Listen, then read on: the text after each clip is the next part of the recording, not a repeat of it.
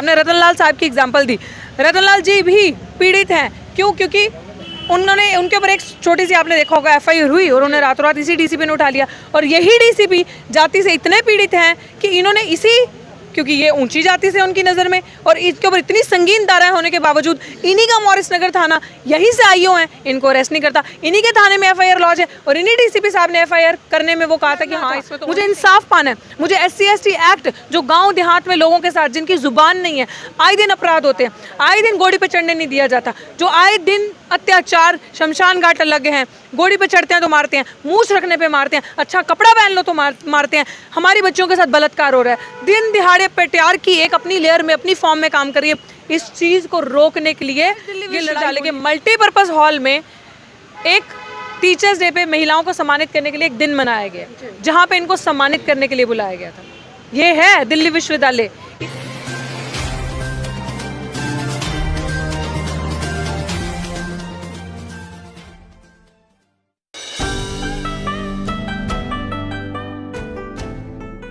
नमस्कार, आप देख रहे हैं NB News 24/7 नीलम बोध के साथ।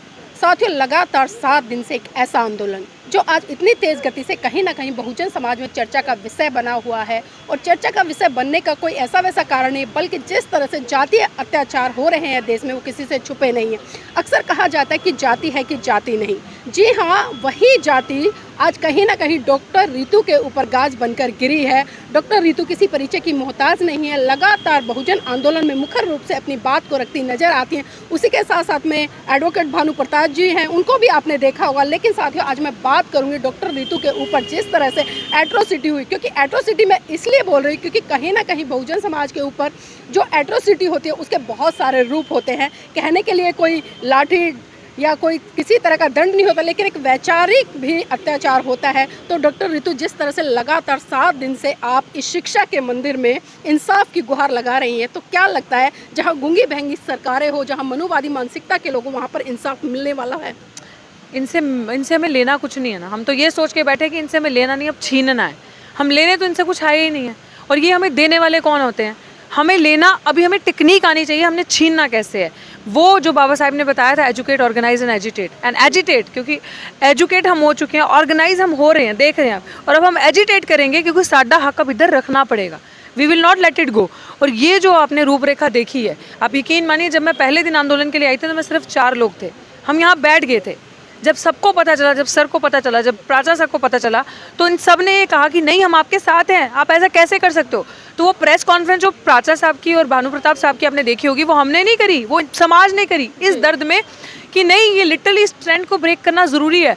अगर नीलम जी, आप यकीन मानिए, इस ट्रेंड को ब्रेक नहीं किया तो पता नहीं, अभी आपने न्यूज़ देखी होगी जो हाल ही में IT में हुई है, वो सुसाइड नहीं है, वो अनदर इंस्टीट्यूशनल मर्डर हुआ।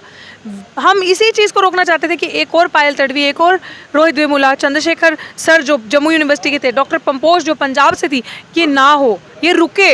ये सबके साथ सुसाइड नहीं, मर्डर किया गया है। क्योंकि आपको ये, आपने जैसे शुरू में कहा कि जातीय भेदभाव, इसकी ना फॉर्म्स जो हैं, लेयर्स जो बदल गई हैं, क्योंकि अब एट्रोसिटीज़ एक्ट है, मैं मानती हूँ उसकी पालना नहीं हो रही, उसी के लिए तो लड़ रहे हैं कि एट्रोसिटीज़ जो एक्ट है, जिसको 2018 में इतनी लड़ाई से इतने लोगों की जान गई, इतने लोगों को मुकदमे, हमारे साथी अभी भी जेल में हैं, उसी के खिलाफ तो आज जंग लड़ रहे हैं कि उसका इम्प्लीमेंटेशन करो प्रॉपर। आप यकीन मानिए, जो आपने कहा कि उसकी फॉर्म्स, उसकी जो लेयर्स है ना, बदल चुकी हैं। जो भेदभाव है ना, ये जो जाति कभी नहीं जाती, ये जाति, जितने पढ़े लिखे लोग हैं ना, वो ज़्यादा जातिवादी हैं। वो कैसे? क्योंकि उनको पता है शोषण कैसे किया जाता है, शोषण करने में क्या मज़ा आता है, और जो ये गरीब दलित लोग हैं, अगर ये उभर के आगे आ रहे हैं, इनका रास्ता कैसे काटना है, क्योंकि वो बहुत क्लेवर है। लोमड़ी होती है ना, उससे भी ज़्यादा चालाक हैं ये लोग। इसकी जो लेयर्स हैं वो आपको आज सामने से नहीं काटेंगे, वो आपको सामने से नहीं बोलेंगे, वो ऐसे ऐसे फॉर्म्स में काटेंगे कि आपका आगे आने का हर रास्ता काट दिया जाएगा, रोक दिया जाएगा, हर जगह अपने लोगों को सेट कर दिया जाएगा। आप जिस भी लेडर पे चढ़ते जाएंगे, स्टेप पे, उनके गुंडे ऑलरेडी बैठे हैं। और आप इस अपराधी की बात करें, डॉक्टर सविता रॉय, जिनका पास्ट रिकॉर्ड ही जातिवादी है, इतना खराब है, जो चार्जशीट में आ चुका है। आप सोचिए, आज दिल्ली विश्वविद्यालय के मल्टीपर्पज़ हॉल में एक टीचर्स डे पे महिलाओं को सम्मानित करने के लिए एक दिन मनाया गया, जहाँ पे इनको सम्मानित करने के लिए बुलाया गया था। ये है दिल्ली विश्वविद्यालय। इसलिए मैं डंके की चोट पे कहती हूँ, समाज को जागना चाहिए। और जो दिल्ली विश्वविद्यालय, जो हमारा विश्वविद्यालय, हमारे बच्चे यहाँ के पढ़ते हैं, ये जातिवादियों का अखाड़ा है। इनको अखाड़े को उखाड़ के फेंकना है, और ये हमारी ताकत से हो सकता है, क्योंकि गांव-गांव में हमने लोगों के लिए काम किया है ज़मीन पे। कुछ लोगों को ये भी लगता होगा कि हम तो एक पॉपुलर फेस हैं, ये चीज़ होगी, बहुत देर से मीडिया में बोलते हैं, ऐसा कुछ नहीं है। हमने ज़मीन पे जा के लोगों के लिए लड़ाइयाँ लड़ी हैं। अगर मुझे अपने लिए काम करना होता तो मैं आज नौकरी पे होती। मुझे नौकरी नहीं, मुझे न्याय चाहिए, और वो मुझे न्याय अपने लिए नहीं चाहिए, मुझे वो न्याय अपने समाज के लिए चाहिए कि कोई भी ये जो हिस्ट्री है ये रिपीट ना हो, ये जो रोहित वेमुला, पायल तड़वी, चंद्रशेखर ये दोबारा ना बने। और अगर मैं नहीं लड़ी, मैं कॉम्प्रोमाइज़ करके 1 लाख की नौकरी पे बैठ सकती थी, मैं नहीं बैठी। मुझे लड़ना था, मुझे इंसाफ पाना है। मुझे SC/ST एक्ट जो गांव देहात में लोगों के साथ जिनकी जुबान नहीं है, आए दिन अपराध होते हैं, आए दिन गोड़ी पे चढ़ने नहीं दिया जाता, जो आए दिन अत्याचार, शमशान घाट लगे हैं, गोड़ी पे चढ़ते हैं तो मारते हैं, मूछ रखने पे मारते हैं, अच्छा कपड़ा पहन लो तो मारते हैं, हमारी बच्चियों के साथ बलात्कार हो रहा है, दिन दिहाड़े पेट्यार की एक अपनी लेयर में, अपनी फॉर्म में काम कर रही है। इस चीज़ को रोकने के लिए ये लड़ाई होनी थी। आई एम फॉर्चुनेट इनफ कि इस कायनात ने मुझे चुना, क्योंकि हमारे सिखों में एक कहावत है, 1.25 लाख से एक लड़ाऊं, एंड आई स्ट्रांगली बिलीव कि वो एक मैं हूँ। और ये एक मैं किस फॉर्म में हूँ, ये एक जो है ना, ये एकता में जो है, ये सब हम मिलके एक हैं। और बहुजन समाज को आज नहीं तो कल ये इनिशिएटिव लेना ही था। एंड मैं बार बार कहती हूँ कि आई फील सो प्राउड कि मेरे को मेरी कास्ट आइडेंटिटी पे मान है, प्राउड है कि मैं अम्बेडकराइट हूँ, मैं अम्बेडकरवादी हूँ, क्योंकि मैं उसकी वंशज हूँ जिसने इस देश को भारत का संविधान दिया, जिसने महिलाओं को बोलने की, जीने की इजाज़त दी। और अगर मैं फर्जीवाड़े में विश्वास नहीं रखती, मैं पखंडवाद में विश्वास नहीं रखती, अगर हम उन्हीं की टीचिंग्स पे नहीं चले और पे बैक टू सोसाइटी नहीं किया, क्योंकि जो PhD की डिग्री मेरे पास है, मैं खाली उसको सजा के रखना नहीं चाहती, मैं उस डिग्री के माध्यम से ये दिखाना चाहती हूँ कि this is how you pay back to the society. Not just कि 1 लाख की, 2 लाख की, 3 लाख की तनख्वाह लेके मैं पलूँ और मेरा परिवार पले, मुझे वो स्ट्रैटेजी नहीं आती। रितु जी, इतनी हिम्मत आखिर कैसे आती है इन लोगों में कि एक अच्छी खासी वेल एजुकेटेड महिला को नौकरी से निकाल दिया जाता है, और दूसरी तरफ अगर हम लक्ष्मीबाई कॉलेज का प्रकरण देखें, भरी मीटिंग में डॉक्टर नीलम को थप्पड़ जड़ दिया जाता है, और वहीं हम हिंदू कॉलेज का प्रकरण देखें, प्रोफेसर रतन लाल के साथ में जो प्रकरण हुआ, और अभी लगातार 7 दिन से आप डटी, तो ये हिम्मत आती कहाँ से? एडवोकेट भानु प्रताप जी बहुत अच्छी बात कहते हैं कि वो हिम्मत जानबूझ के बढ़ाई जाती है, वो जानबूझ के संरक्षण दिया जाता है कि आप जितने बड़े क्रिमिनल्स हैं, जितने बड़े अपराधी हैं, वेलकम, आओ, हम स्वागत करते हैं। सरकार जो है ऐसे अपराधियों को संरक्षण देती है, उनको बढ़ावा देती है, उनको, क्योंकि हमारा गला कैसे काटोगे, ऐसे गुंडों को बढ़ावा देके ना।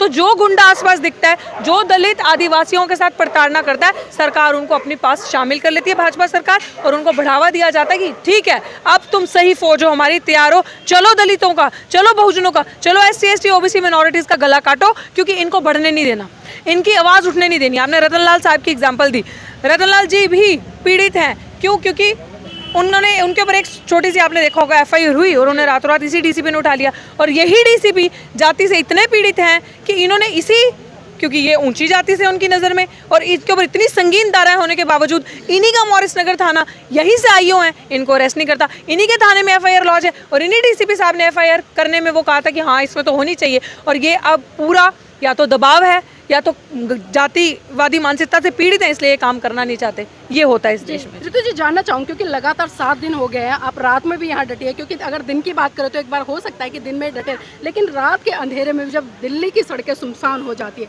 वहाँ पर खासकर एक महिला के लिए डटे रहना बहुत बड़ी बात है। तो जानना चाहूँगी, जो बहुजन समाज के तमाम संगठन है या पार्टियाँ हैं, कितने लोग समर्थन में आ रहे हैं? देखिए, मैं ऐसा नहीं कह सकती समर्थन में नहीं आ रहे, जहाँ जिनको भी जैसे जैसे खबर मिल रही है वो आ रहे हैं। मेरे समाज को लोग कहते थे कि मरा हुआ समाज है, लेकिन ऐसा नहीं है। अब वो अपने जागने की दे रहा है, मिसाल दे रहा है, आ रहा है यहाँ पे। जैसे मुझे लगता है कि अभी भी अगर कोई ये समझ के बैठा है कि हमारी लड़ाई नहीं है, ये तो व्यक्तिगत लड़ाई है, तो फिर तो उनके लिए तो मैं कुछ कह नहीं सकती। उनको तो खुद ही शर्म आनी चाहिए, या समाज उनका खुद ही बहिष्कार कर दे, जो अभी भी सिर्फ अपने AC के कमरे में बैठ के चाय पीते हैं, व्यूज़ लेते हैं और लाइक एंड सब्सक्राइब शेयर करते हैं, बस। उनका हम कुछ नहीं कह सकते, उनके लिए तो शब्द ही नहीं मर पाए। लेकिन जो लोग इस लड़ाई को समाज की लड़ाई समझ रहे हैं, क्योंकि मैं आपको एक और चीज़ बता दूं, हम बहुत बड़े बड़े कार्यक्रम कराते हैं, लेकिन वो कार्यक्रम तक ही सीमित रह जाते हैं। लेकिन कार्यक्रम हमें मूवमेंट वाले रिजल्ट नहीं देते। कांशीराम जी बार बार कहते थे मूवमेंट, अगर हमने मूवमेंट नहीं करी और कोई यंग लीडरशिप को सपोर्ट नहीं किया अच्छा काम करने के लिए, वी आर जीरो, नील बट्टा सन्नाटा। हम जहाँ थे, पंजाबियों में एक कहावत है, जिथे दी खोती उत्थे ही खलोती। हम जहाँ थे वहीं खड़े रहेंगे, हम कभी आगे नहीं बढ़ सकते। इसीलिए जो आज हो रहा है, अगर आप बैटल फील्ड के अंदर नहीं आए तो यू आर जीरो, आप नहीं लड़ सकते इन लोगों से, क्योंकि इतना सारे संसाधन इनके पास हैं। और ऐसे नहीं इनके बाबा दादा ने दिए हैं, हमारे लूटे हुए, तो आप लाओगे ना जी खींच के। युवा पढ़ा लिखा बोलेगा ना कि आज भी मेरा बाप सीवर में क्यों उतरता है, आज भी हमारे साथ ये अत्याचार क्यों होते हैं, तो वो बेड़ा हमने उठाया। ये हिम्मत जो आपने पूछी कहाँ से आती है, ये हिम्मत मुझे काश भगत सिंह जी के टाइम पे हम होते तो उनसे पूछते, काश डॉक्टर बाबा साहब अम्बेडकर के टाइम पे होते तो हम उनसे पूछते ये हिम्मत कहाँ से आती है। लेकिन जो वो लिख के चले गए, जो वो दे के चले गए, उन टीचिंग्स को, उन चीज़ों को पढ़ के, उस शिक्षा के माध्यम से, ये शेरनी का जो दूध शिक्षा का पीते हैं तो फिर ऐसे दहाड़ते हैं।